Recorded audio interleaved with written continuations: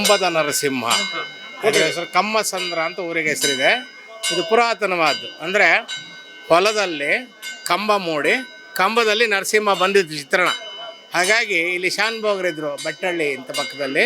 ಆ ಶಾನ್ಭೋಗರ ವಂಶಸ್ಥರೆಲ್ಲ ಏನು ಮಾಡಿದರು, ಅದನ್ನು ದೇವಸ್ಥಾನ ಮಾಡಿ ಆ ಕಂಬದ ನರಸಿಂಹ ಅಂಥೇಳಿ ನರಸಿಂಹ ಜಯಂತಿ ದಿವಸ ವಿಶೇಷ ಅಭಿಷೇಕಗಳನ್ನು ಮಾಡಿ ಮತ್ತು ಶ್ರಾವಣ ಮಾಸದಲ್ಲಿ ಇದಕ್ಕೆಲ್ಲ ತಂಪು ಮಾಡಿ ಅನುದಾನ ವ್ಯವಸ್ಥೆ ಮಾಡಿ ನರಸಿಂಹೋತ್ಸವನ ಆ ಕಾಲದಿಂದಲೂ ಮಾಡ್ಕೊಂಬಂದಿದ್ದಾರೆ. ಸುಮಾರು 700-800 ವರ್ಷದ ಇತಿಹಾಸ ಇದೆ.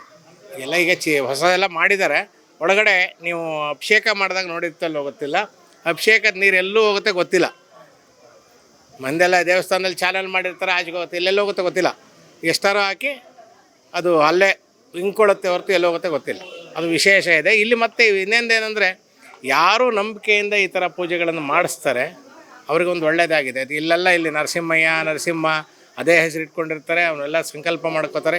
ನರಸಿಂಹ ಜಯಂತಿ ಇವತ್ತು ವಿಶೇಷ ಏನಂದ್ರೆ, ನರಸಿಂಹಸ್ವಾಮಿ ಹಿರಣ್ಯಕಶಿಪುವಿನ ಛೇದನ ಮಾಡಲಿಕ್ಕೋಸ್ಕರ ಹುಟ್ಟಿದಂತಂದು ಆವಿರ್ಭವಿಸ್ತಂತ ಹೇಳುತ್ತೆ ಶಾಸ್ತ್ರದಲ್ಲಿ. ಹುಟ್ಟಿದ್ದು ಹಿರಣ್ಯಕಶಿಪು ರಾಕ್ಷಸನ್ನ ಪ್ರಹ್ಲಾದನಿಗೋಸ್ಕರ ಅವನ್ನ ಮುಕ್ತಿ ಕಾಣಿಸ್ಬೇಕಾಗಿತ್ತು. ಆ ಮುಕ್ತಿ ಕಾಣೋಕ್ಕೋಸ್ಕರ ಹುಟ್ಟಿದಂಥ ದಿವಸ ಇವತ್ತು ನರಸಿಂಹ ಜಯಂತಿ ಹೇಳಿ. ಇಲ್ಲಿ ನರಸಿಂಹ ಇರುತ್ತೆ, ಅಲ್ಲೆಲ್ಲ ಕಡೆನೂ ಈ ಉತ್ಸವಗಳನ್ನು ಅಭಿಷೇಕಗಳನ್ನು ಮಾಡಿ. ಮತ್ತು ಬೇಸಿಗೆ ಕಾಲ ಆ ನರಸಿಂಹನ ಹೆಸರಲ್ಲಿ ಪಾನಕ ಕೋಸಂಬರಿ ಎಲ್ಲ ಕೊಟ್ಟಾಗ ತಂಪಾಗುತ್ತೆ, ಜನ ತಂಪಾಗ್ತಾರೆ, ಮನಸ್ಸು ತಂಪಾಗುತ್ತೆ ಅಂಥೇಳಿ ಈ ಒಂದು ಆ ಕಾಲದಲ್ಲಿ ಒಂದು ಪ್ರತೀತಿಯನ್ನು ಇಟ್ಕೊಂಡ್ಬಂದಿದ್ದಾರೆ.